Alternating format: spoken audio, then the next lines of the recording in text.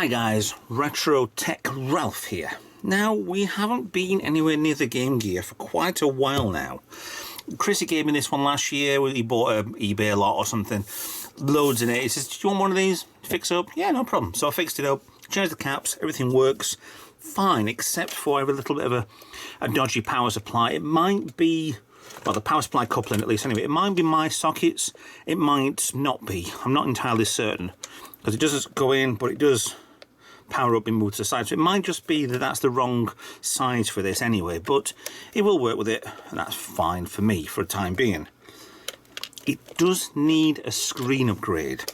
However, before I get anywhere near that, what do you do if you're stuck in the late 80s, early 90s, and you need a TV? Well, you'd be wanting one of these. This is the TV tuner, the Sega Game Gear. Now, these are absolutely ridiculously silly. See there, mine I think actually has a problem with that moving as well. Yeah, so we'll have to look in to see if that's broke inside. Change colour on the side, goes to UHF and VHF via this switch here. None of the frequencies are actually used like it should be nowadays anyway. You have on the side there of the tune-in, you have a big massive aerial. Try and pick up the TV stations on. Clips directly into your Game Gear, as so. I mean, this does actually work. It automatically clicks straight onto the television. The screen's there. That is... So this is why you need a new screen, because these old screens are absolutely diabolical nowadays. Black, it's coming up, but there is no frequencies at all. I'm moving backwards and that's not moving, then it moves there and it goes off because the power supply, there we go, it's better. UHF, VHF, there is nothing on that I can get hold of.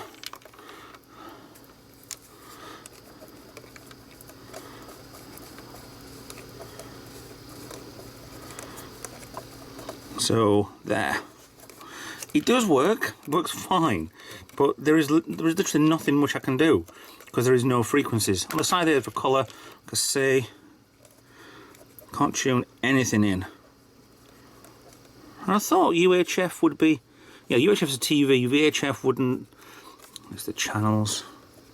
But I want to look inside this. If it works or it doesn't work, so be it. But I want to see what's inside this. So I like doing little teardowns. So let's have a look and see what we need to do. 2, 3 posi drive Phillips screws, 4, 5, and 2 of these weird hexagon type ones that only you need to go on eBay for to get the right screwdriver bit for. These are quite small. I think this actually just holds the aerial in, but we'll need to aerial off anyway, which we might be able to from just that one any road. So let me get a little bit ready for this and let's tear this down, see what's inside this thing. Now, I might take all the screws out of here. 2 there, 2 there, the 2 there.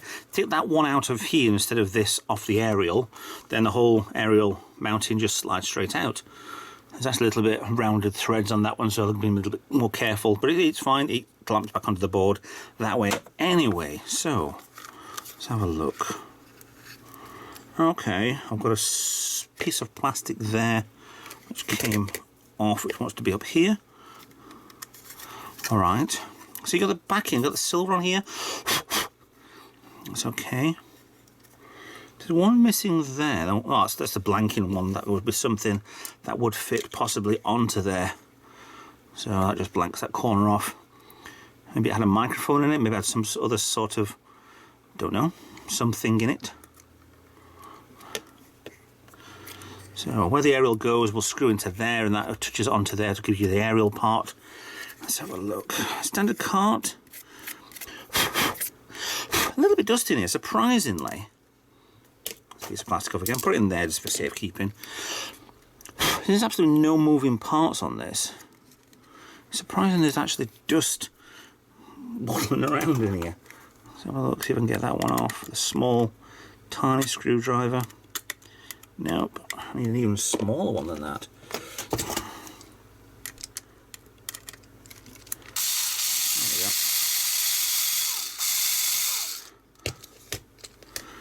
Any more on there? Can't see, there's one. Nope. Isn't one on the bottom section either.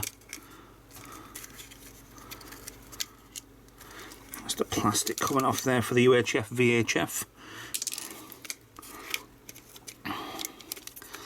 Looks like the boards can separate there. That starts to come off. Anything else that's attached onto? Yet another. Okay, this is fiddly.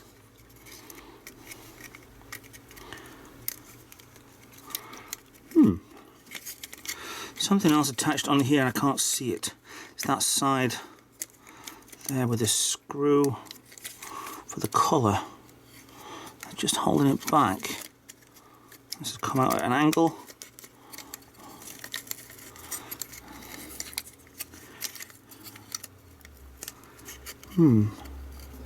Because that should just slide out as well.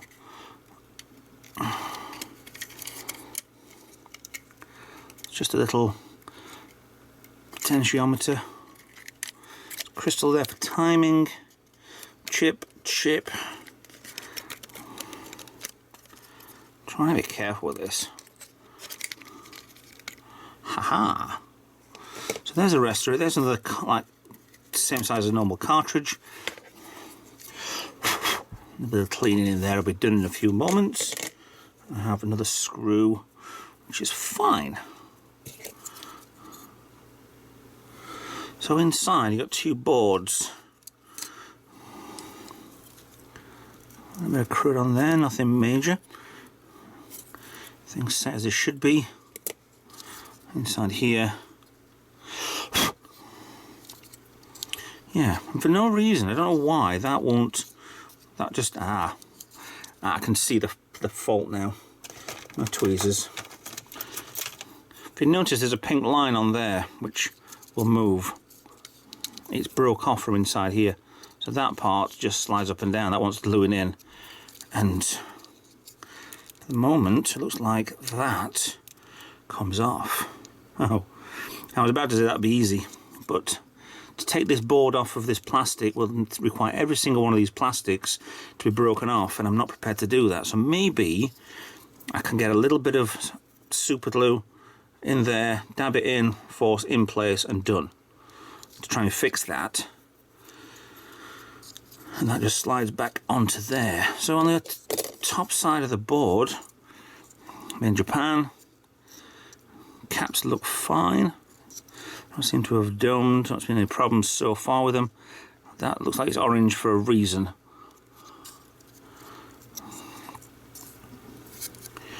Yeah. It's like the TV modulators underneath there, a lot smaller, a lot thinner than I'm used to. Yeah, that's okay. Video. So this goes to the video, into the television. You could possibly mod these, couldn't you? I guess. There must be a way of one of these just doing standard video going through. I mean, there is actually, to be honest, there is. Because that jack plug is not for earphones. It is actually for AV in. So you could use this as a standard playing videos off it. I mean, it's grasping at straws a little bit, to be honest. Something as small as this, but you could quite easily play videos from this. But I need to, first of all, the inspection looks pretty good, is get on with this plastic bit and fix that. So give me a few minutes, let me have a look into this, see what doesn't come off willingly. No, that's been pushed into place and it's plastic heated up and squashed onto it. So that's not permanent, but it's difficult to take off. So let me get some glue down there and see what I can do. Get back to you in a few minutes. Okay, this is a turn of events. The dial part, I've had set of pieces to see what's inside there. There is cogs, there is the back of the board over here, which is fine, just for tuning in. The problem with it is inside there's this nice little piece of plastic, which is right there. Now, it's plastic, it's not rubber, and it connects to this part on here, which is all in one piece, but it curves round here, from there, all the way around, and up here. But it's plastic, and it's not really flexible. And the problem with old plastics is they start to go. Anything rubberized is a complete waste of time, as you'll find in cassette decks when you do strip them down. So you need to replace the bell. This is a non-replaceable part that I don't think anybody really has the part for. I've attempted to glue it. If you can see it there, I've attempted to glue it in place, and the glue's not really doing anything because I've broken that section off there. There's tiny little cogs on it if you can see it properly. But this is I mean, what were they thinking? You've got to curve round all the time. And it's going to have broke there, and it'll broke where the display part is as well. So it's not really fixable. I can make it look like it's on a station, put things back in place, but it'll never actually look like it's going up and down. It looks like this has been stored for many years, done a little bit, but not done too much in the long term. But from now on, it will tune in, barely, but it won't show on the display on the front of this moving up and down. So all I can do is put this in a position, leave it there, and then it looks like it's been tuned in. But these are mainly, they're not, you can't use these. This is the thing with it. You can't use them properly. You can't do anything with them because the frequencies aren't really used by standard television. So it's a shame, but it's a non-fixable part, because I cannot make little cogs on a thin piece of plastic like little teeth like that. So it's, and I put it back inside, put everything back in place. It's even everything on here is on the plastic. The switch, which this little part here is, I'm going to show you there, and the tuning cogs, well, the fine tuning cogs are these three little bits, if you can see them down there. Get you in, see if I can get you a bit better. There, these over here.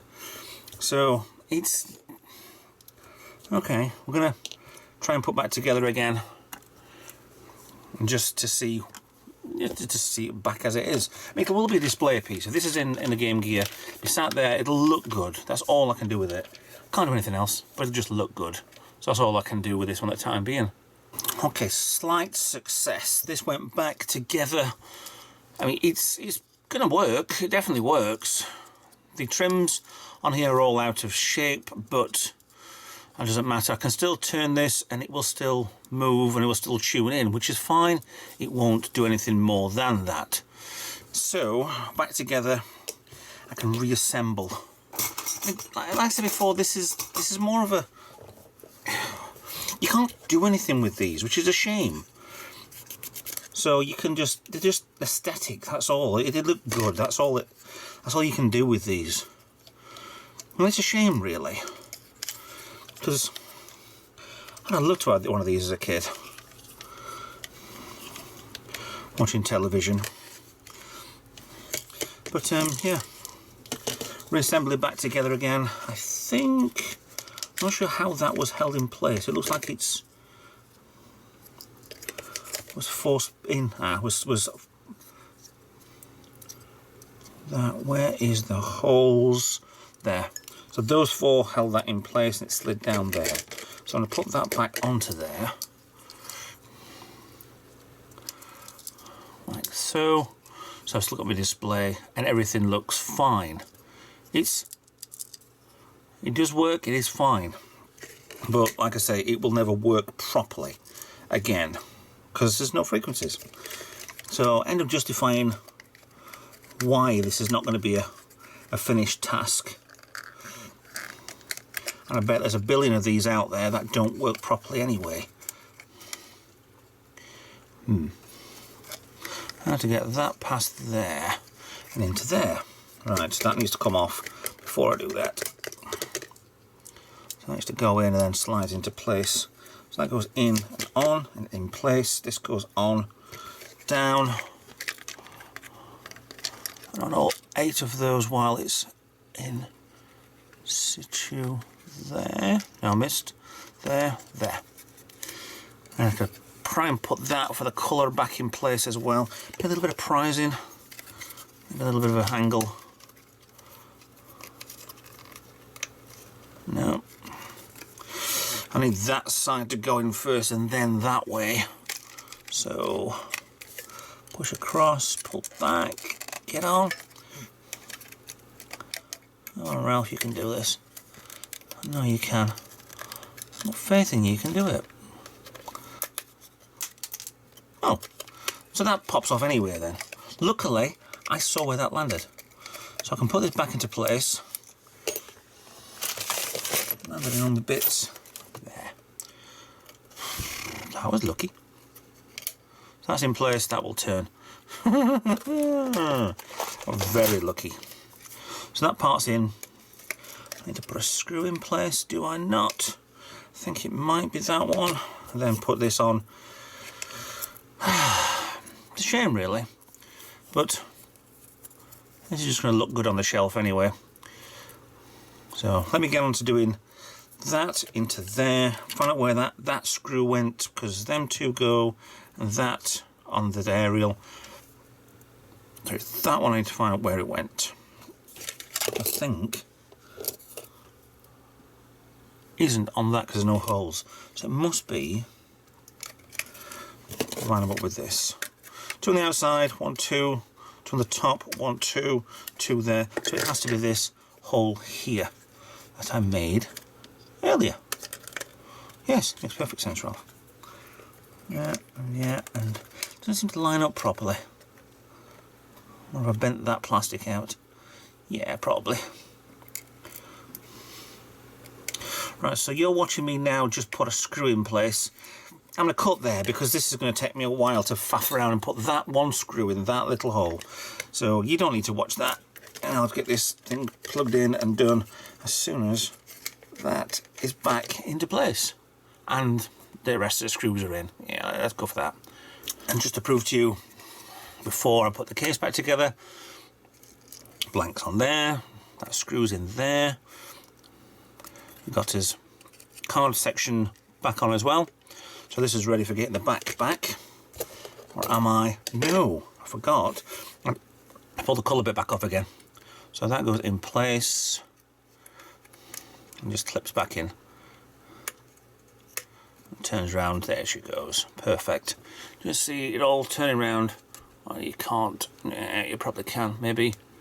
Moving too much. That in place, holds everything in.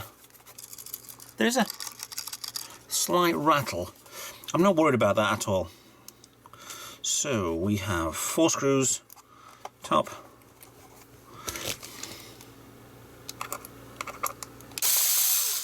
Oh no, I have lost the UHF switch. I actually didn't put it back in. I've just lost it. So that's probably not that one. Ah, it's as if it's been pushed into there. So tweezers in place. Oh, this is fiddly. I don't know how people made these things back in the day.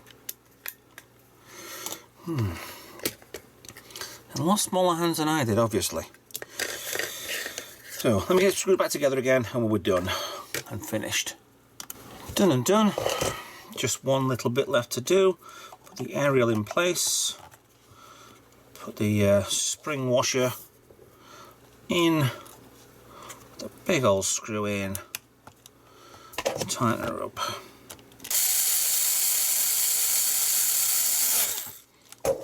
Done. Sorted. Everything in place. Power supply, where's the cable for it? There it is. There. Now I've got the usual snowflakes. Let's have a look. I'll get the brightness up a little. Now,